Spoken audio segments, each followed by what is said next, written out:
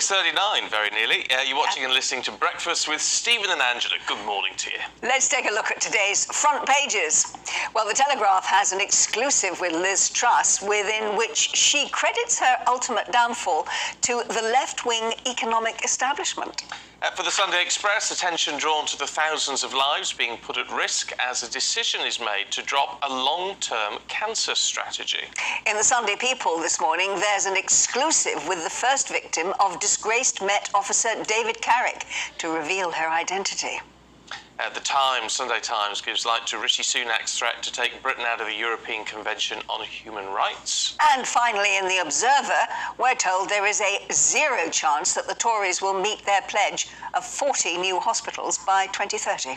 So let's go through the papers now with two regular guests. We very rarely have them on together. Former Conservative advisor Claire Pearsall and political editor of the Sunday Mirror and Sunday People, Nigel Nelson, who are a married couple on different sides of the political spectrum, which I think is fascinating. And I'd love to know what goes on at the breakfast buffets yes. when there's a big political story. Oh, yes. Oh, yes. I'll tell you what, let's steer clear of politics for the first one, because the Mail on Sunday, Claire, looking at Nicola Bulley up in St Michael's. This is one of the most horrendous stories I think I've seen for some time. 9 days now this lady has been missing. And the police seem to want to lead the investigation into a certain direction, suggesting that she has slipped into the river, and that's sort of where they're resting all of their hopes. But there's nothing to back that up at the moment, and I think the family are quite right to keep looking at the police and saying, well, I don't think that's the entire answer. There is so much more that needs to be looked at. But what struck me in this was, and I've said this a few times, it was this comment from the police, the investigating officer on this, saying, yeah, this is our working hypothesis. Yeah. We shouldn't speculate about anything else because it's distressing for the family. Well, the family want us to look at something else, don't they? Well, of course they do. And I think it's all very fine for the police to say, please don't speculate on this. But whilst they're already speculating themselves, then people are going to pull that to pieces, because you can only imagine the family's absolutely frantic nature at the moment. I couldn't imagine what it would be like to be in their position, to not know, to have the police saying one thing with no evidence to back that up. And I think that they have been incredibly dignified, but I'm so glad that they're keeping the pressure on. Yes, but also, Nigel, so many members of the public are questioning the way that they're interpreting the so-called clues that they have. Yes, I think that's absolutely right. I mean, what the police are now looking at her Fitbit to see if they can find the movements that she made. I think Stephen's right, that it's not about distressing the family when you start having theories. The family want to know answers. They want the truth. They're not happy with a rather pat explanation, which it seems, about the idea that she might have fallen into the river. And without any, if you haven't got a body, if you've got no evidence of that, it may be the most likely, the likely thing that happened. But I do think the family have a right to say, well, hang on, let's look at other lines of inquiry, and the police have a duty to follow those lines of inquiry. But it's also things like they were saying, well, went in after a ball. Now, where on earth have they got that from? She had a Springer Spaniel. Springer Spaniels live in the water. If the ball had gone in, the dog would have got it. Oh, absolutely. And you wouldn't have been able to get that dog out. And also, they have found the dog, haven't they? Yeah, and the dog was dry. The dog was dry, and anybody that's had a dog or has been around a dog knows that a wet dog stays wet for some time. And stinks. And absolutely stinks. So but it feels like 2 and 2 making 5 each time. It does. Yeah. Well, we have got a result, as it were, from the Sunday People today, when the first of David Carrick's victims has actually revealed her identity. Yes, a very brave thing to do, to waive your anonymity and come out. Of course, David Carrick is being sentenced for the 48 rapes he committed while a police officer. Well, is that the figure now, 48? 48, yeah. It was 12 victims, but 48 rapes. And he comes up for a 2-day sentencing this coming week. And Darcia Nunes da Silva, his first victim, the first victim to come out and identify herself, what she's saying is, I'm naming myself, I'm putting myself out there because I want other women to come forward. She thinks there are people out there who are David Carrick victims, but they haven't shown themselves, which is always the way that often there's a whole argument about anonymity in rape trials, but the argument for also naming the defendant, as well as women coming out, it does encourage other people to come forward. It only takes one brave person, doesn't it? And others will then come forward. Absolutely, and we can't leave this case just to not have the full details come out. I mean, it's horrendous when you hear 48.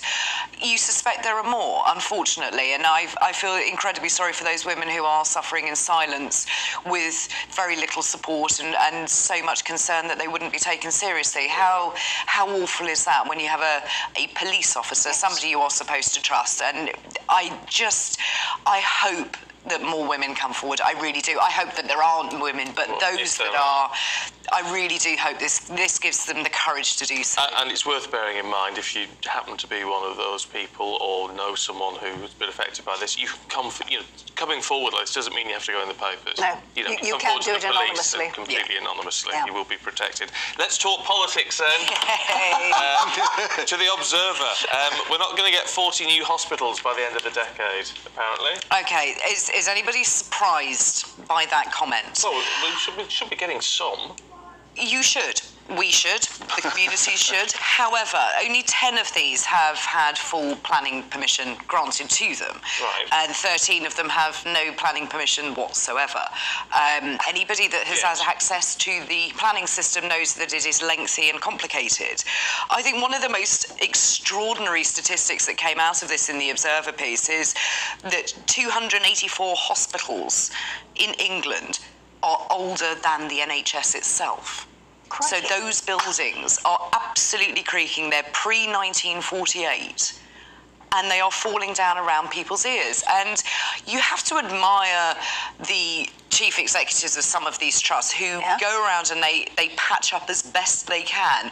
We all may look at it and say that is a disgrace, it needs to be fixed, but they are doing the best they can with some pretty aged fabric and buildings. But I'm not surprised, and I hate to say that, and that is a surprise to most people, but 40 new hospitals was a bold statement. Did we ever believe it in the first place? It just seemed to be so outrageous, didn't it? Well, they were never going to be new either. I think there was an awful lot of fudging around with the details. A lot of these were existing buildings that were going to be modernised, which is fantastic, and I'm not against that at all, but you can't call them new if it is an existing building. So I just put this to one side as one of those little Boris Johnson conference campaigns, and when the devil comes down to the detail, it is lacking. And maybe what he meant by new hospitals was the refurbishment of the old ones. Yeah. Because he's never actually been prepared to come out and say precisely what he did mean where this was No, the trouble about Boris Johnson, he was never really a details man. No. So suddenly you thought, hey, there's a great figure out there, 40 hospitals. Yeah, I'll sell that to the voters. It sounded good. But the first question was 40 hospitals. These are big projects. You're talking about over £500 million to build a hospital, so there's a lot that goes into it. Yeah.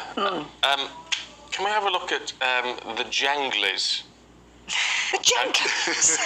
Genoglies. The Genoglies. Genoglies. We refer to Claire on this, who's got the pronunciation absolutely off pat.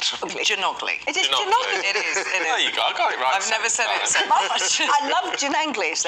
Yes, the Genanglis. No, the Genoglis. Anyway, talking about. Whatever this Tory MP's they're in the mirror today, aren't they? Yes. It's a shocking story. Yeah, this is about his wife, in fact, who employed a couple of basically servants, housekeepers, and what then happened was there were a couple of tribunal cases in which it was found that she'd unlawfully withheld wages from them, which is how all this came out. Some of the detail in this story was absolutely astonishing, because it seems that the MP rather liked his avocados laid out in a particular way, and there was instructions handed down to tell the housekeepers exactly how to put put the avocados out. So, for instance, if there were 2 soft avocados in the fridge, 6 have to go into the bowl. But if there are no avocados no soft avocados in the fridge, then 8 go into the bowl. And if you have less than 8, you put them on the shopping list to go and get some more. And this was all sort of set down as a load of instructions, and the feeling of the women involved is they were treated virtually like slaves.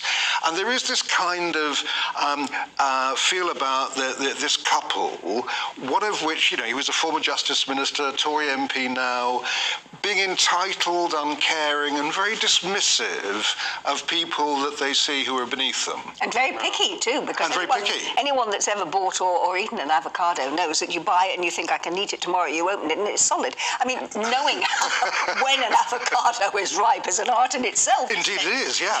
Squeezing away there to you test it out. It's all very odd. On that note, we've got to leave it there. We will talk about Liz Truss and Prince Harry in the next hour, if we can, because that's quite interesting. See you then.